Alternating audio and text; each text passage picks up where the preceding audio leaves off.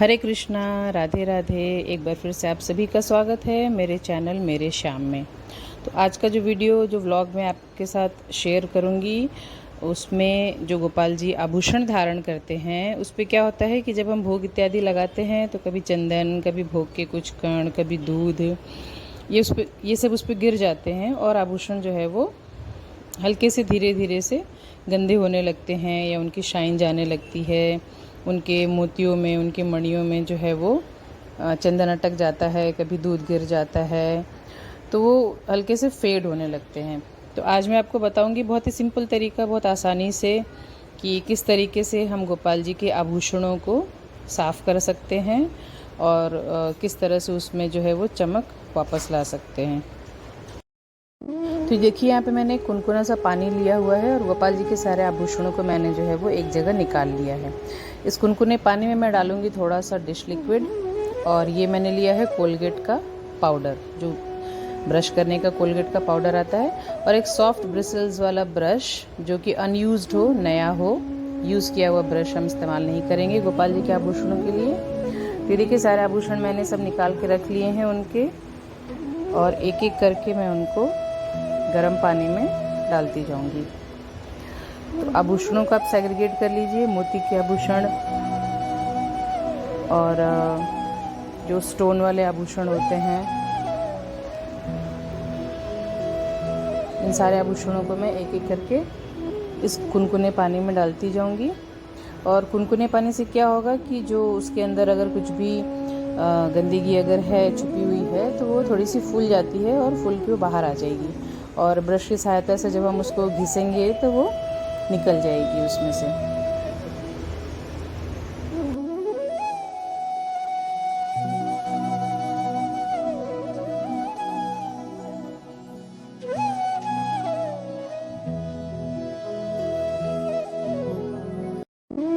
और अब देखिए मैंने ब्रश को कोलगेट के पाउडर में मैं हल्का सा डिप करूँगी, ब्रश पे हल्का सा कोलगेट का पाउडर लगाऊंगी और बहुत ही हल्के हाथों से मैं इन सारे जो गोपाल जी के आभूषण हैं इनको मैं हल्के हल्के हाथों से मैं रगड़ दूंगी ब्रश की सहायता से। और थोड़ी देर बाद रुकिए, मैं आपको दिखाती हूँ कि रगड़ने के बाद आभूषण तो चमक गए, लेकिन पानी में आपको दिखाती हूँ कि जो जल है आभूषणों को हमने जिसमें भिगोया था वो कितना मैला हो गया है। तो इससे समझ में आता है कि आभूषणों में कितनी मैल थी, कितनी गंदगी थी।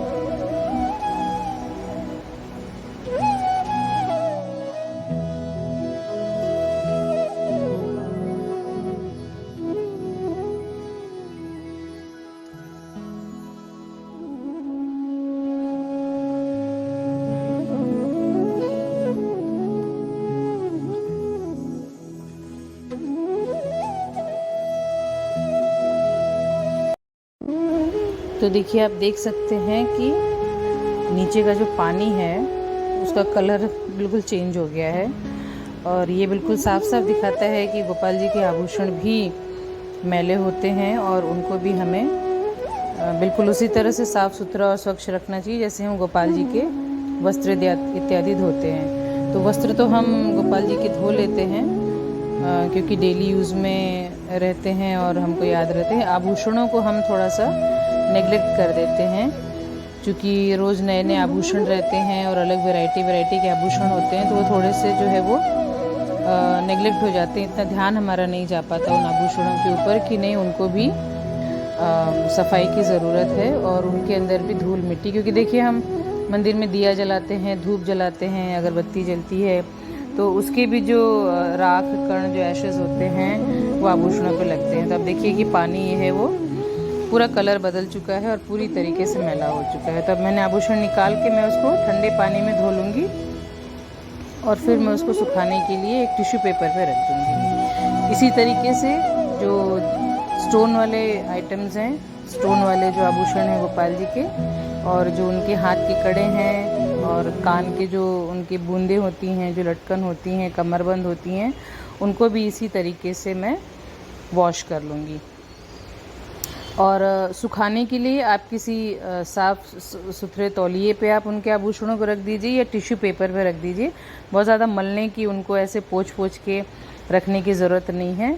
क्योंकि डेलिकेट होते हैं, नाजुक होते हैं, तो उनको स्प्रेड करके सिर्फ आप रख दीजिए और खुली हवा में ओवरनाइट या 1 घंटे 2 घंटे के भीतर जो है वो पूरी तरीके से सूख जाएंगे।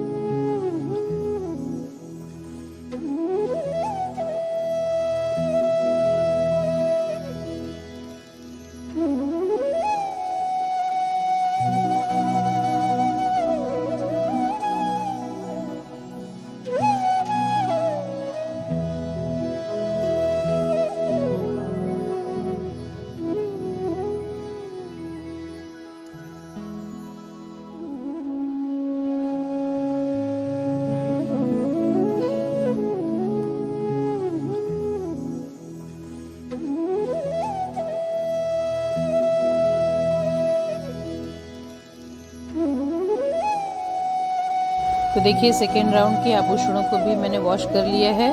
और पानी उतना ही गंदा हुआ है। तो आप समझ सकते हैं कि गोपाल जी के आभूषण कितने ज़्यादा जो है वो गंदे हो जाते हैं रेगुलर यूज़ करने के बाद। और इनको भी मैं उसी तरह से ठंडे पानी में वॉश कर लूँगी, धो लूँगी और धीरे धीरे मैं उनके सारे आभूषणों को इसी तरीके से वॉश कर लूँगी। बस इतना ध्यान रखिए कि जो पानी आपने लिया है वो हल्का सा कुनकुना होना चाहिए, हल्का सा गर्म पानी होना चाहिए, तो इससे जो है वो सफाई थोड़ी सी और अच्छी हो जाती है।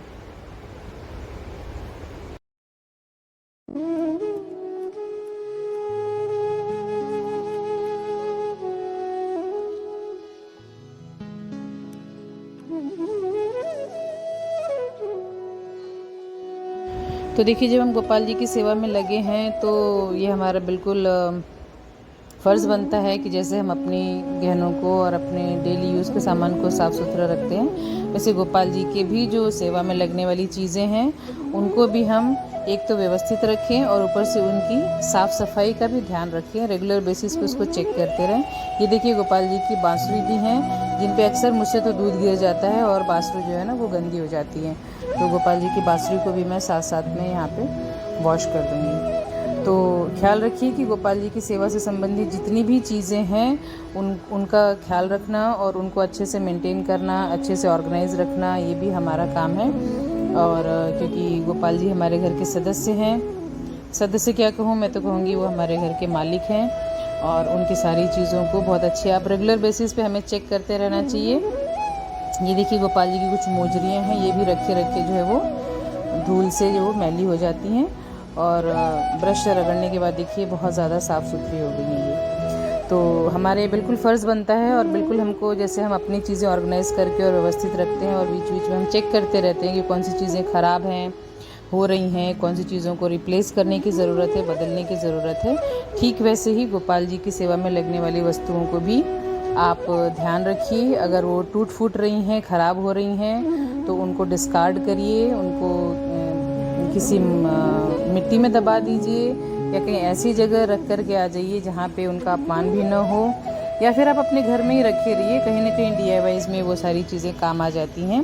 और गोपाल जी के लिए रेगुलर बेसिस पे नई नई चीज़ें जो है वो आप लाते रहिए। तो देखिए सारे आभूषण धोने के बाद मैं उनको एक साफ़ तौलिए पे मैं उनको स्प्रेड कर दूँगी और खुली हवा में मैं उनको ओवरनाइट के लिए रख दूँगी। मैं उनको टैप नहीं करूँगी किसी भी कपड़े से, और ओवरनाइट रखने के बाद वो बहुत अच्छी तरीके से सूख जाएंगी और फिर मैं गोपाल जी के आभूषणों को जो है वो ऑर्गेनाइज करके उनके प्रॉपर जगह पे रख दूँगी।